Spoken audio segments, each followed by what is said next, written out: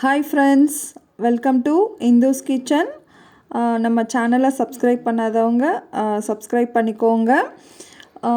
நம்ம ஒரு ஹெல்த்தியான ஒரு சாலட் தான் பார்க்க போகிறோம். வாங்க வீடியோக்குள்ளே போகலாம்.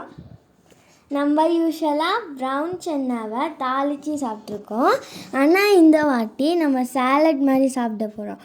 இது ஹெல்த்தியும் கூட, ப்ளஸ் சம்மர் டைமில் குளிர்ச்சியும் கூட. இதை வீட்டில் செஞ்சு பார்த்துட்டு லைக் பண்ணுங்கள், ஷேர் பண்ணுங்கள், கமெண்ட் பண்ணுங்கள், மறக்காமல் சப்ஸ்கிரைப் பண்ணுங்கள்.